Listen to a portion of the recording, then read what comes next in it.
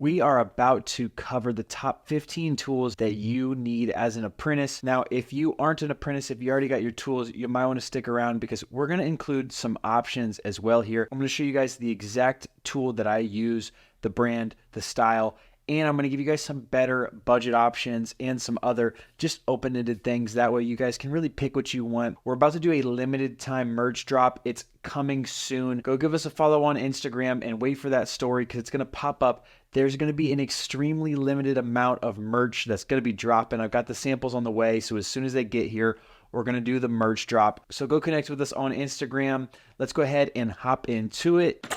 All right. Now, when it comes to tool storage, everybody will be different. If you're in new construction, a lot of the guys around you, if they have big tool belts, that might be the workflow of the company that you're at. Get a big work belt, okay? Do whatever you got to do to be in that workflow, to fit in that setting that you're in, okay? Got to do what you got to do. Mine isn't like that, so I'm going to speak to my workflow, what I use, and what I like the best. So first and foremost, a tool belt. This is my tool belt here. I'll show you guys, get into some details there in a minute. It's what I carry all my tools in that I'm going to be using immediately, right, one after another. And then I also keep a tool bag. This carries a lot of tools that I don't just like walk around with. They're not always on my person. I like to keep my tool belt light. It's a smaller tool belt. I have other stuff I can put on it if I need to, but I prefer not to if I don't have to. This is the Occidental telecoms pouch.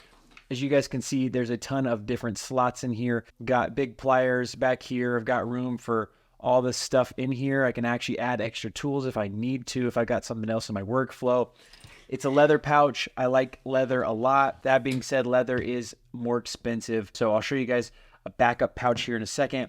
I keep a tape slot on here. So all of these different pieces are pieces that I bought individually. Like this tape pouch here came separate. It's the extra large version, but I'll leave a link to everything here in the description. Like I said, I do love this belt. I use it very frequently. It has a little clip right here for my knife to go in. It's got a tape holder here, and it's also got a ring over here for any knives or anything like that. It's one of the things on this list that is pricier, okay? And there's also not a ton of places that you can just go pull up and pick that up. So one of the options that we have is this Tough Built pouch. This is their 6-pocket one here. This one here is so much more affordable. It's super versatile, okay? This has a little clip on the back, so you can clip this portion onto your belt. And once you clip this onto your belt, okay, it's on there. All you have to do is slide this on. So that means if you want to switch out your type of pouch that you're using, you can. It's got all these different slots in here. It's got 4 screwdriver slots / everything else. I actually did a video already on this pouch. I'll leave a link to that at the end. It's got a tape clip here on the front. It's got everything you need. It's super easy, super cheap and affordable, and it's great quality. This channel was built on high quality tools, so that is what it is. So first things first is a pouch. That is tool number 1. Now we'll get into the tools inside of the pouch. We'll start with the tape measure here. There's a lot of different options. This is the Milwaukee stud. It's the 25-footer, and I like a magnetic tape measure. There's a couple things you're going to look for. I'll show you guys a couple different options. The tape clip on this one's nice. It's got a great standout, super wide blade, and it's magnetic. I like magnetic stuff. I'm a commercial electrician, so magnetic is important. That being said, 25-foot is pretty much non-negotiable. You might as well buy a good one of these because they're not extremely expensive. I have 2 other options here. This is the Stanley Fat Max. This one is not magnetic, which is why I have it, because I was looking for something not magnetic. It's got a great standout. I love everything about it. This is the Klein. It's the 25-footer, the magnetic. This is an older version. I've had this one for quite some time. These are both great options. Or one that I cannot find right now, it's on a work site somewhere, is my tape measure from Tough Built. They'll have those at Lowe's as well. Fantastic tape measures. Just make sure you get something with a wide blade on it. I also prefer there to be writing on the back because when you're measuring overhead, it's not extremely, but it's a lot more difficult to turn your tape over and for the standout to stay consistent. I'd really, really, really like for there to be writing on the bottom. There is not writing on the bottom of this Stanley Fat Max, but there is writing on the bottom of the Klein, and there's also writing on the bottom of the Tough Built. Just make sure that you actually get one that is magnetic, if you're going to be in commercial especially, because it just makes life way, way easier. All right, we're going to go ahead and pull out these babies here. These are diagonal cutters. These are one of my favorite sets of pliers. I use these so frequently. As you can see, there is a pointy tip here. This is a very long pair, and they're also insulated. That's not necessary, okay? 8-inch diagonal cutters is as short as I would go. That's normal. That's average. This is a 10-inch pair. They are much larger than usual. This isn't necessary, okay? Also, insulated tools here in America is not a necessity. We are not required to, and you won't be unsafe because of the safety regulations that are set up before you get there to actually work on stuff. You want a good solid pair of these. I know you guys can go buy cheap pairs, whatever, at Home Depot or Lowe's. You want to have a great quality pair. This is from Knipex. These are the 10-inch insulated set. They're my favorite set. I've got all the pliers from Knipex, all the 8-inch, 10-inch diagonal cutters. They are all amazing. I really like Knipex. That being said, Klein is also a great option here. This is actually my first set of diagonal cutters, and they worked wonderfully for me. The head is a little bit pointier here, which is very nice. That's one of the things that we like about these, okay, is that the head is in front. The cutting jaw is in front. There's nothing to obstruct, and I'll show you guys why here in a second. These are one of the main pliers, okay, that you'll use as an electrician. They're one of the main 3, okay? So this set here is from Klein. They just have a rubber handle on them. They are not insulated. It's not required. I like to do that. I'm a service electrician. You don't have to. I like the way it looks. They're super comfortable in your hand. These aren't bad, okay, but they're not as comfortable as this. That being said, they're also much, much, much cheaper, much more affordable. High quality, not cheaper quality, great quality, just the handles are different. All right, so we'll go ahead and move on to the next plier, which is the linemen's. These are the Electricians plier, you guys. This set of pliers here is from Knipex. They have the red and yellow. They're insulated. Okay, this is, I believe, like a 9.5-inch pair of linemen. These are great. Okay, this set here is from Knipex, Knipex, whatever people around you call them. They'll probably make fun of you, say Knipex. That's where most of my views come from, is people commenting about how dumb it is. But that's how they pronounce it, so fight me. This set here is from Knipex. This is one of the main sets of pliers. Diagonal cutters, the first. These are linemen's. These are a lot more expensive, mostly because of the handles. We have the Klein linemen's here. These are also my original pair of pliers. Great set of pliers here. And I actually am looking to upgrade my Klein pliers. I want to see what their new pliers look like, so I'm actually working on getting a set of those right now. But they actually come in a set, okay, with the diagonal cutters, the linemen's, and the third set of pliers that's coming up here for extremely affordable. And they are actually a great set of pliers. Like, I use these still sometimes when I'm working in certain factories and stuff. If I don't want to absolutely destroy these are amazing, okay? They work great. They're phenomenal. They're high quality. They cut well. They are just machined well. I have no complaints about Klein at all. Great pliers.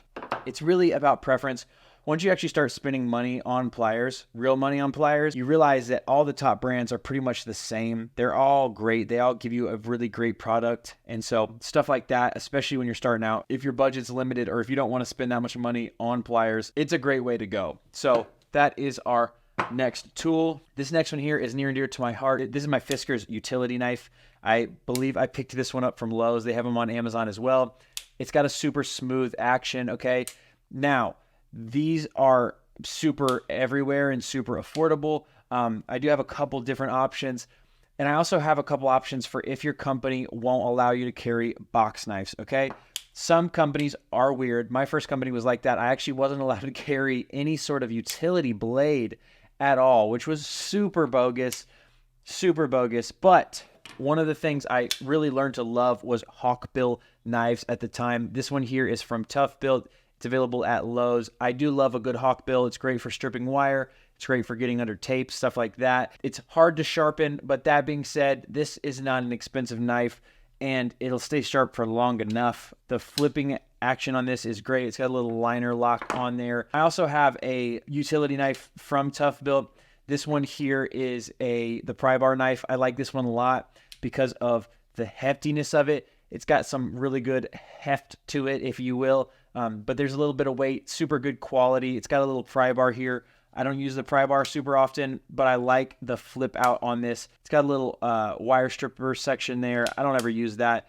I just use it as a knife, a regular plain knife. But this one here is from Tough Built. I really like this knife a lot as well. So just some great options here. Honestly, any knife will do, but you do want it to be a little bit smooth.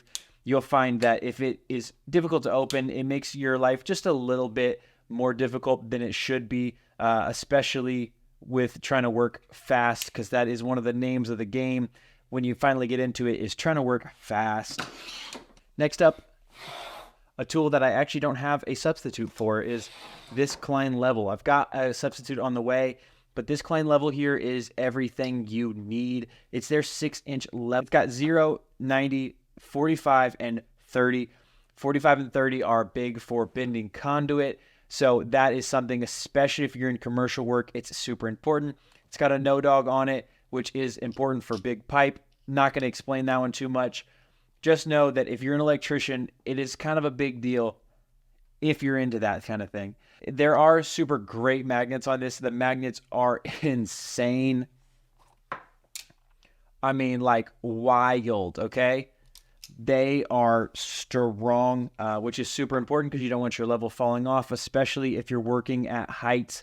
It's kind of a big deal. You don't want it just falling off everywhere. Your level, you want it to stay level. The bubbles are super clear. It's only 6 inches, which I like that it's only 6 inches. Sometimes you don't have enough room to put more than that on somewhere. And aside from that, I mean, I have no complaints. It's a great level. It's served me super well. And it's not expensive, super affordable. And next up, super important, are screwdrivers. Fun fact, all of my stuff is insulated. This isn't necessary at all. I love this set of screwdrivers from Wera. It's very affordable, okay? I like carrying individual screwdrivers. This is just so all of you apprentices know that you don't have to do exactly what I'm doing. This is just the way that I do it. Just trying to let you guys know what I like, what I don't like. You can get a regular set of non-insulated screwdrivers. You can get an insulated, non-insulated set of the Wera drivers. You know what? You might even have journeymen that make fun of you if you get the insulated drivers, because people are weird here. And sometimes we don't get insulated tools for no reason. Doesn't make sense. I like the handles. They're comfortable. I like the red and yellow. It looks good. I really like the way that they look. That being said, a set of these is super affordable. If you're about to go to work like tomorrow and you need to spend as little money as possible, I suggest you get one of these. This is a Tough Built 12-in-1. It has all your screwdrivers with the different bits inside of this little baby right here. This pops out, the bits change, okay? It's got a Phillips flathead, smaller Phillips, smaller flathead, Torx bits, all the things that you don't even know what they probably mean. It's got a couple nut drivers in it. It's got all kinds of stuff, okay? It's like in between $10 and $20. You can pick one up tonight and it carries so many different tools. It's super easy. So if you're like getting something tonight, I don't love using these all the time. That being said, some people use them 24/7 for the rest of their life. They love them. I'm not that guy. All right. I like individual screwdrivers. It is so much better for my workflow. I think they fit better. But this Tough Built one here is probably my favorite multi-driver. It's been an absolute beast for me so far. If you're in a pinch, grab this. Tough Built also makes insulated drivers. These are all available at Lowe's. Pretty much everything from Tough Built's available at Lowe's or on Amazon. But these are their insulated drivers. They come in a nice little set. They are affordable, but I believe the Tough Built and the Wera are the same price. I just like the form of the Wera a little bit better. That being said, these are American. Wera is not. And then finally, this is another option if you want to have regular screwdrivers and then have an insulated driver, or it's a little bit of both. It's kind of a mixture of having a dedicated driver and also having a multi-driver. This is an insulated driver from Klein. You twist this little knob down here and this pops out. It's got a flathead on this side and a number 2 Phillips on this side, which are your two most common things. You can also get different blades with different sizes and of screws and all that other stuff. This thing is awesome. It's got a thin shaft here It's pretty much a dedicated driver, but you only have to carry one. It doesn't come with all the extra fancy stuff that this thing does. This is way ahead of its time. You guys will never know the struggles that we went through when we were your age. The last set of the main set of pliers that we use as electricians, these are wire strippers. These are kind of a big deal, all right? Now, I will warn you that this pair of Knipex is probably the most outrageous set of things that I have here. It's the most far beyond the comparison of what I'm going to show you of a normal wire stripper. That being said, I like the functionality of this a lot. Like I said, way more expensive. So this is one of them that I will tell you, if you're going to choose to spend the money or to not spend the money, if it's something that's a limiting option, don't do this one right now. Wait if you want to get these at all. Some people don't care to have this kind of wire stripper. I like it. It's got a little bit bigger head, so you can use it. It's just a super quality plier. The cutters on this are amazing. They're shears, so they cross. Shears mean that when they cut, they go over each other. On like linemen's and diagonal cutters, they pinch, okay? These shears are amazing. It strips well. All strippers strip well. The main function of the plier is going to be the same, but these wire strippers here from Klein are like legitimately a third of the price or something stupid like that. These are also great, okay? They work well. They strip amazingly. They don't do all the other stuff the exact same to the same quality, but the stripping function is the exact same, okay, you guys? Make sure when you're getting these that you're actually getting the ones that strip whatever size wire you're supposed to be stripping. So if you're a regular electrician, that'll be 18 through 10 or 16 through 8 solid, okay? That's all you need to know. Or if you're a low volt guy, get with your low volt guys and see what you need, all right? Because it might be completely different. I don't know. I did a video on wire strippers too. If you want to go back and watch that, it's my best video ever. Not really, but it's pretty close. It killed it. But this is the glow-in-the-dark set from Klein. They have been fantastic for me so far. They've been great. Like I said, they're much more affordable. This is my first, maybe my second set of wire strippers. This is what most people have because it's a great option. It's super affordable. If you ruin them, you can get a new pair like that tomorrow, and it doesn't hurt your bank account hardly at all. They're spring-loaded. They strip wires. It's one of the things that we do as electricians. It's mostly play with wires, all right? And take wires from one place to another so we can bring power from one place to another. I really love electrical work, you guys. If you're just not getting into this or if you're thinking about getting into it, do it. It's so much fun. That being said, get you a pair of wire strippers. It'll save your life or your hands or whatever. I don't know what it'll do, but you're going to need them, all right? Next up, this is a voltage detector. Now, I'm not going to give y'all a bunch of warnings about this. This one's from Fleur, okay? I like this one a lot. It's been the most reliable. People are going to warn you about these. You can't always trust them. Sometimes they'll lie to you. You need to rely on your journeyman, okay? Especially as an apprentice, rely on your journeyman, rely on your journeyman, rely on your journeyman. They'll teach you how to use this. I'm not going to because they'll be in the situation with you. They'll get to show you when to use it, when not to use it, when it works, when it doesn't. I like this one because it vibrates. It doesn't beep. I hate the beeping. The green is the regular sensitivity. If you press it again, it's orange and it'll be on a low sensitivity. And if you press this button here, you can turn the flashlight on. So that's cool. I like that it's 2-in-1. It kind of helps out quite a bit because you're going to need a flashlight too. I don't use this as my main flashlight, but this thing is definitely going to be necessary because it's a quick and easy way to tell if there's voltage on something. Sometimes you will use this a lot. Sometimes you'll never use it. And finally, these here are my Cobras. They're Knipex Cobras.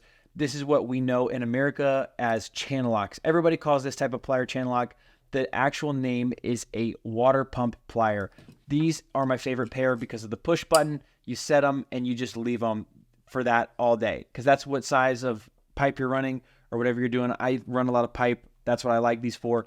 They grip really well with this style of jaw. I've done a lot of videos on these. You guys can go look them up if you want to know a ton more about them. This 10-inch pair is the only pair of these that's semi-affordable, but these are still not quite as affordable. Knipex is expensive, and there's a reason for it. They're super high quality. If you are in a pinch, get the channel lock version. I don't have my channel locks here at the house right now. Another option for these is the Tough Built V-Jaw pliers. They are also push button, okay? They're a little bit heavier than the Knipex. but they look clean. They're black.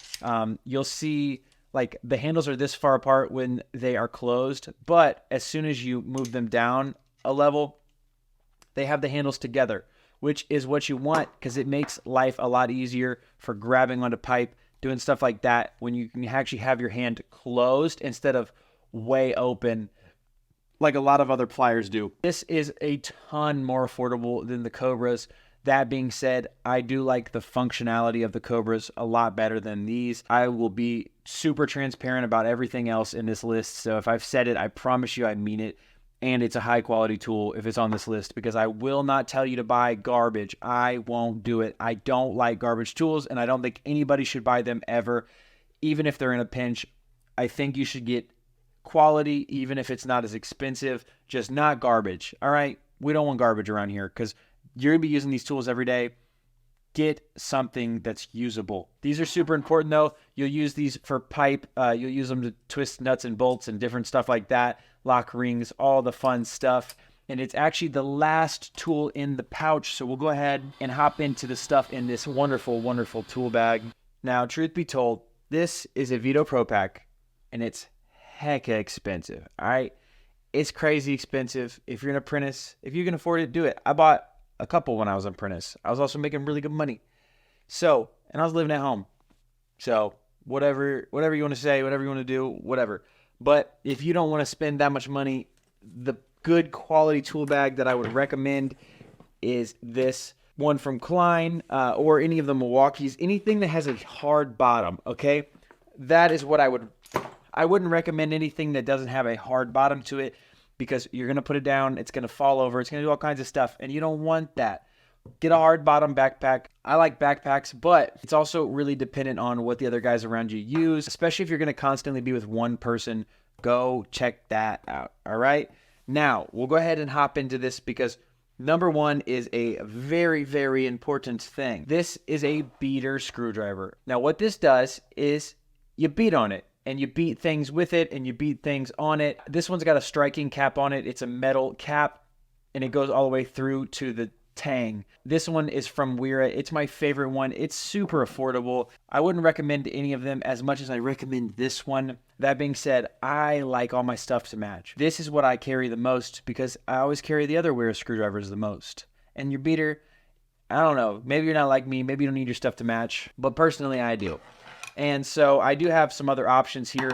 This one here is from Klein. You can get these. They're just get a big one. It really doesn't matter the size. I'll leave a link to all of these in the description. But like the size doesn't matter as long as it's a thicker flathead. The Wera one is actually a chisel driver. It's actually meant to be beat on. This one is not, but it's what people use it for. All right, we all know. Everybody knows. It's got a really thick shaft to it. It's got a wide head. And it's great for being beat on. I've also got this one here from Tough Build. This one's actually got the shank too. It's great. It's super industrial, super heavy duty. These are just great options, all right? They're all great options. They're all super affordable.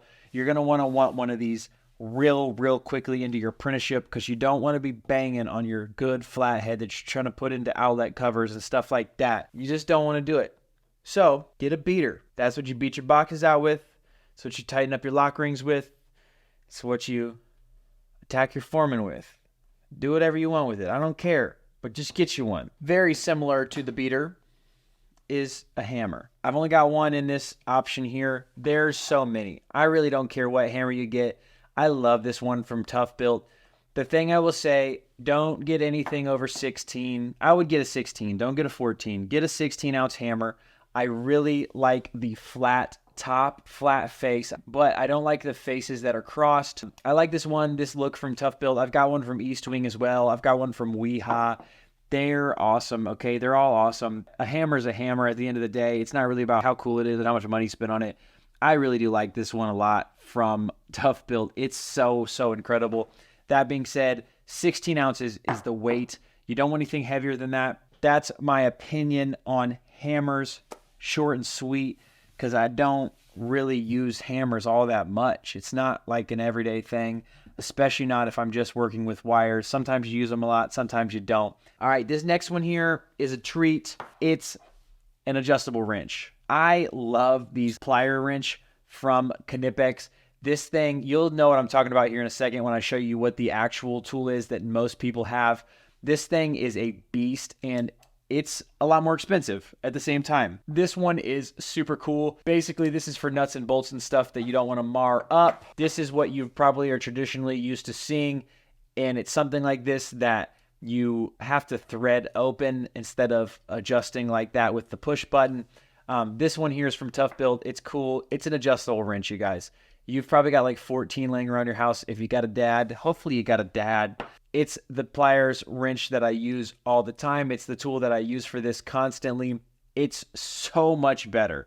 It's also so much more expensive. You probably have like 4 of these laying around your house if they're not the ones from Tough Built, because the Tough Built one just came out and it's actually fantastic. It's got little measuring things on it and it spins really well, and it's all black and it's thin and it's cool. It's got a little hole through it and the yellow, and it's Tough Built, and I like Tough Built stuff. Tough Built stuff's cool and it's affordable, which I love. Now, last but not least, and it's last though because it is least, is an Impact. And it's last because you might not need one. All right, it depends. Find out what your company provides, what they give you. Sometimes you don't have to buy an Impact. Sometimes you do. If you have to buy your own power tools, you do. This is my favorite thing. It's the thing I use constantly every day. This is my M12. I would say the M12 is great for the Impact, but if you don't want to go into 2 platforms, get the M18. I would just start with the M18. You can start with the fuel. You can start with the regular. Get whatever you need, but I really like Milwaukee for this. Milwaukee is the preferred brand for most electricians. But that being said, if you go to a company and they're a DeWalt company, don't feel pressure to get Milwaukee. Like, get DeWalt if that's what your company uses. That way, if you need a battery one day and you're working with everybody, they're not going to make fun of you, and you're actually going to be able to keep working because you actually use the same batteries, and you can borrow one, or you can borrow their charger. You can borrow whatever you need, because you will sometimes run out of batteries, especially when you're an apprentice, because power tools are expensive. It's the last on the list for a reason, okay? And it's because you might not need it, and you definitely won't need it on your first day unless it's on the list or unless you talk to your boss. But I want to leave you guys with that, and it's that talk to your people that are hiring you. They should give you a tool list of some sort, what you should have on the first day. If they don't, call them, say, hey, I'm showing up. What do I need to bring tool-wise? It's a very, very easy thing to ask. You should be asking this if they're not providing it already. And more than that, fit into the workflow of whatever the guys above you are doing, okay? If you have 4 journeymen that you work with constantly, they all have the same flow. It's because the company works that way. Just hop into that flow, do what you can, pick up what you want to from those guys, do your own stuff. I have a saying, and it's wear your own armor, okay? It comes from a story in the Bible where David tries to put on King Saul's armor to go fight Goliath, and it's too big, and it's clunky, it doesn't work.